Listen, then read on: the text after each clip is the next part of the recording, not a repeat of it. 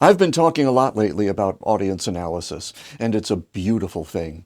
But it will help you a lot more if you do a slightly different kind of analysis first. In fact, if you don't do this, you will be missing out on what could be the best years in your business, whether you're 37 or 77.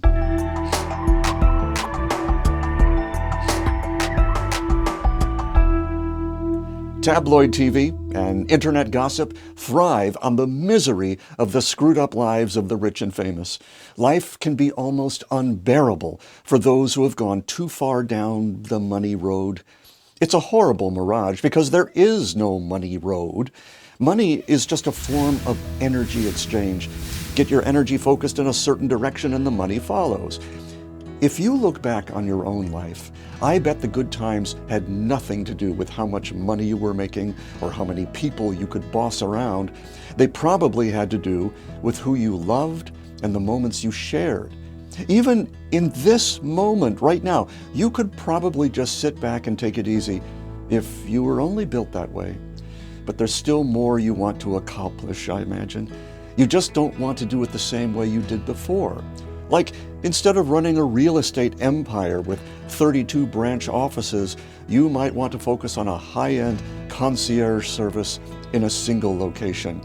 Instead of running a corporation with 16 direct reports and hundreds of employees, you might want to become a consultant to your industry.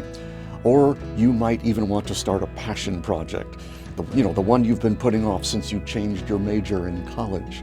And with the experience, knowledge, wisdom, and track record you've gained over the years, you're well positioned to launch something that will bring you pure freedom in the coming years, starting this year.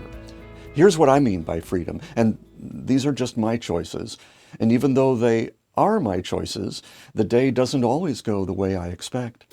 For instance, I'll get up early, think about how I can end someone's pain, and write a little.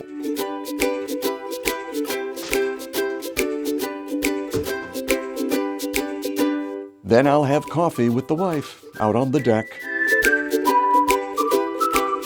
Then maybe take advantage of light morning winds and get in a flight before the cares of the day intrude. And by then, it's time to meditate.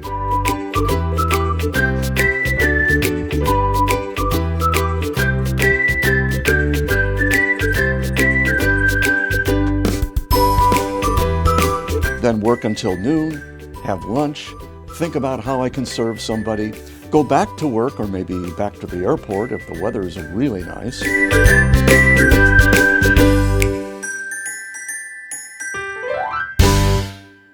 It might not be perfect according to anyone else's yardstick, but it will be the life you choose.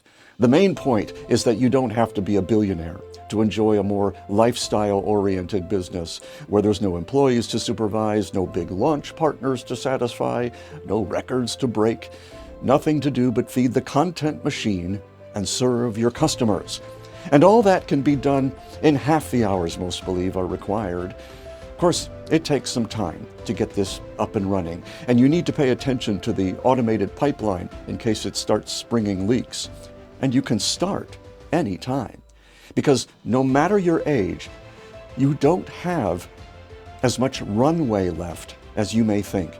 After you deduct sleeping, eating, watching TV, fixing things around the house, going out, taking all those early morning flights, you probably only have a year or two out of 7 of work time available.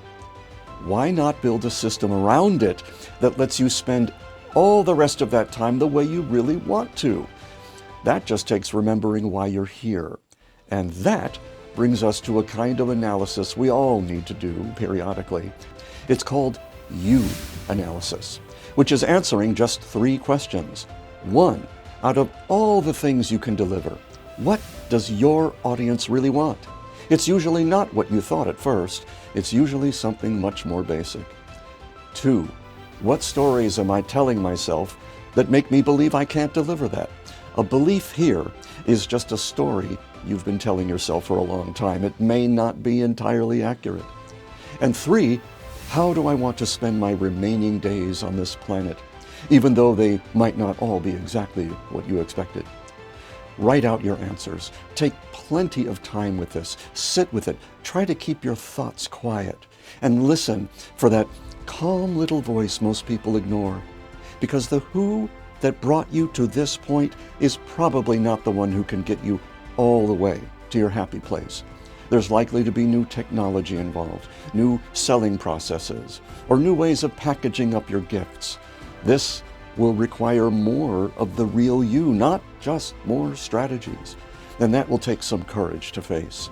The kind that lets you look in the mirror and say, well, hello, visible authority. It's nice to see you again.